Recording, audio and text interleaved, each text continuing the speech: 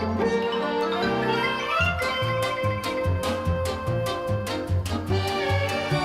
everybody, it's Chris Eads, known online as Wootini, here with another Gay Gamer video podcast.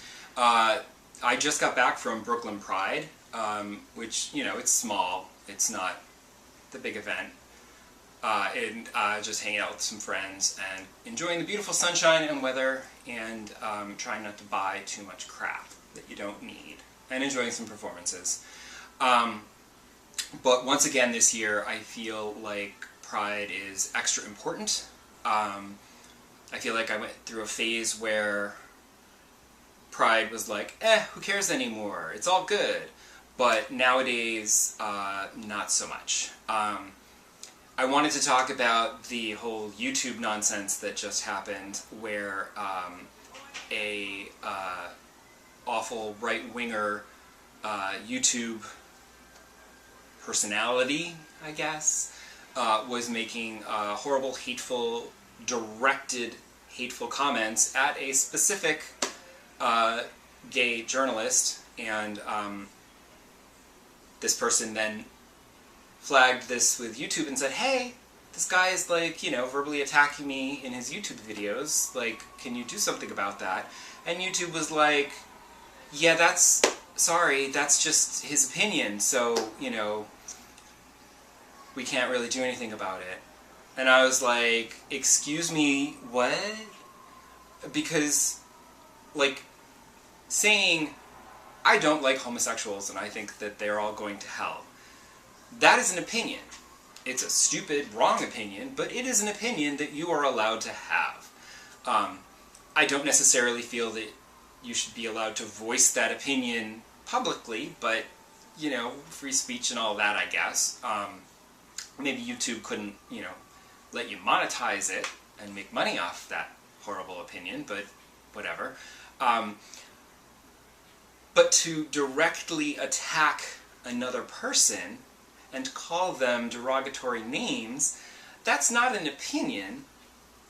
That is a direct attack with hate speech, and the fact that YouTube wasn't willing to,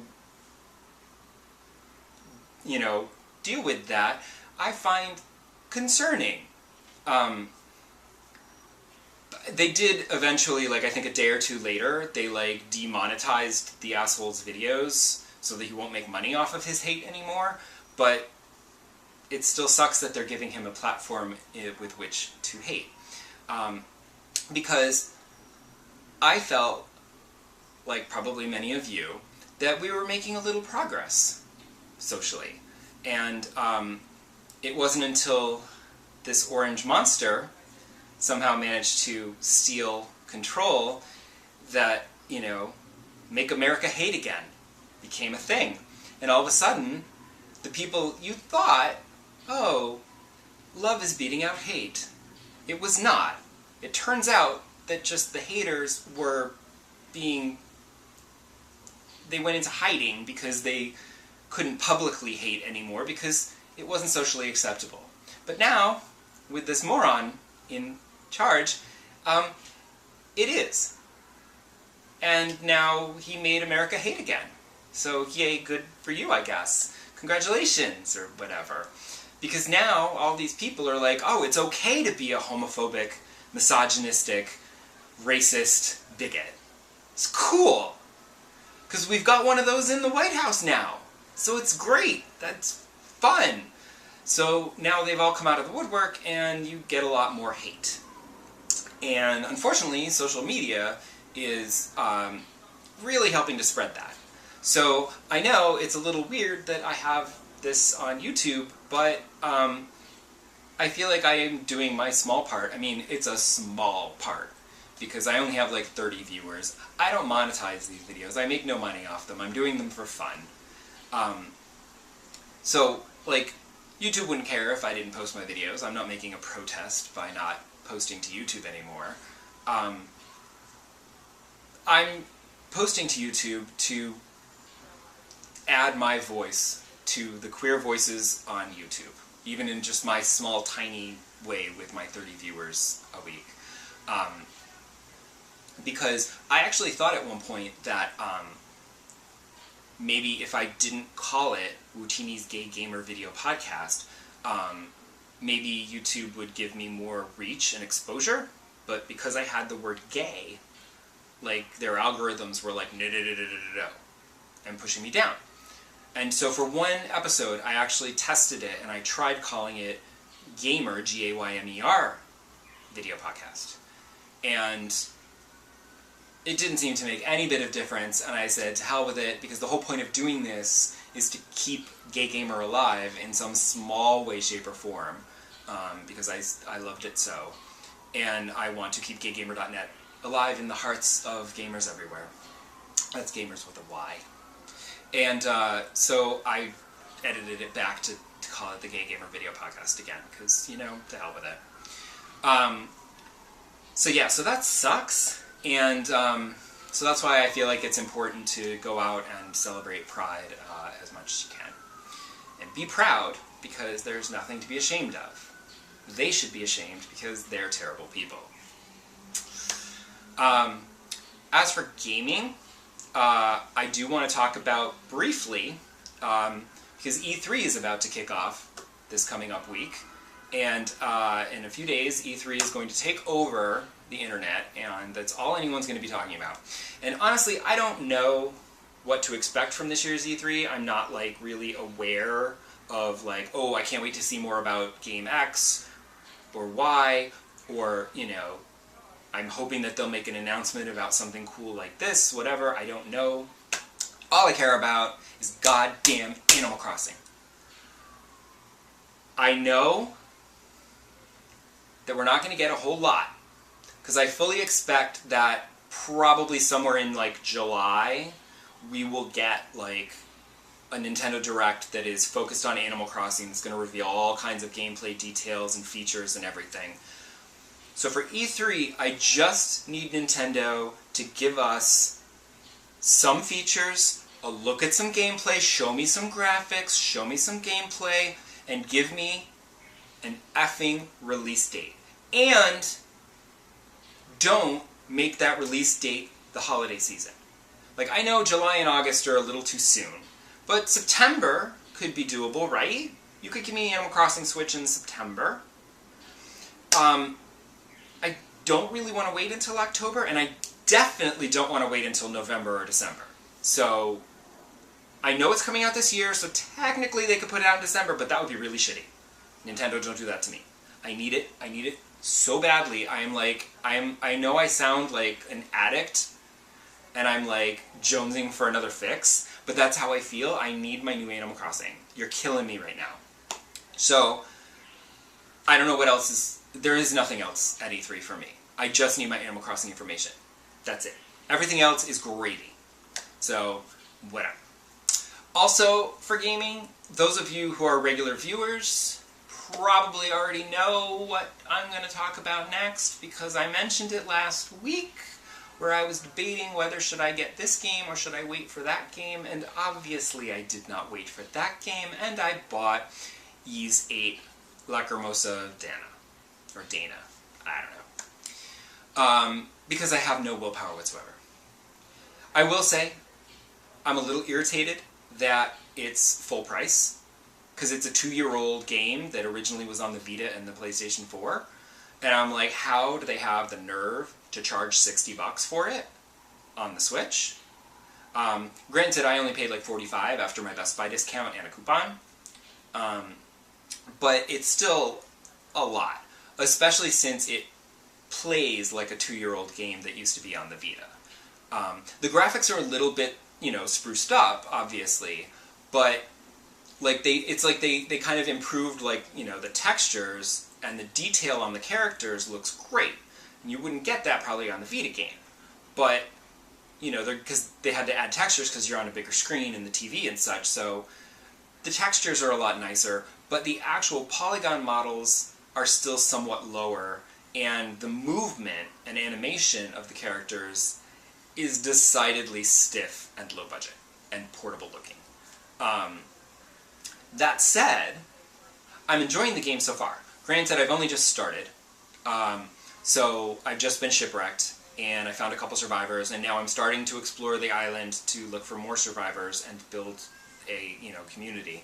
But I appreciate that I'm not like this mysterious person washed up on an island with no memories, and it turns out that I'm like going to save the world and all of that, because that's been done before.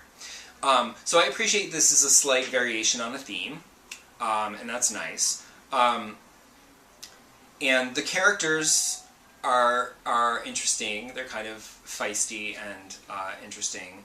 One of them in particular, right away, the main character's best friend, giving me a little eye candy right in the opening cinematic. Way to go. But, like, so far I'm enjoying it. Granted, because I'm only playing it portably on my Switch, I'm only playing it, like, on my commute, and then, like, at the laundromat and stuff. So I'm playing it in small bursts, and I don't play for too long, so I'm not, sitting on my couch playing it for like 3 hours at a time, so it's going to take me a while to get through it. I'm only like probably a few hours in. It's, slow going because I'm only playing portable. But it's fun so far. Everybody is right. It is very entertaining. I did reach one point where the first boss battle, the first proper boss battle, that was a little tricky. It was a little embarrassing. Because basically all the fighting that you're doing up until that point are these little tiny animals like little wolves and foxes and moles and things and bats and whatever. And you just go slash, slash, slash, and they die in a few hits, and it's fine. Then, suddenly, to get out of this cave, you have to fight a big boss. And I'm like, oh, you're a big dude. And that does not go down in like 3 slashes. So, it took me a few tries. I died like twice, and it was embarrassing. And then I'm like, holy hell. And then I went back and I looked at the list of controls in the options. I found the controls, I'm like, okay, this button does that button does that, because I kept hitting the wrong buttons. Because when fighting the regular enemies, they're quick and easy, so you don't really need to lock on, you don't really have to dodge. So I kind of forgot what buttons did those things. So I had to go back. Once I refreshed my memory, I was able to like dodge and block, and everything was fine. And then I was able to take him down in one turn, so it was fine. But we'll see, because now that I've set out to begin the game proper, where I'm exploring the island, the enemies aren't going down in just a few slashes. They're taking a little bit longer, so I'm like, haha.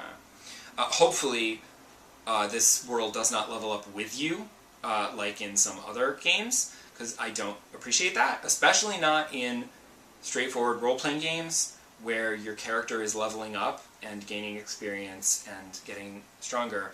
I like to be able to defeat those earlier enemies faster and easier.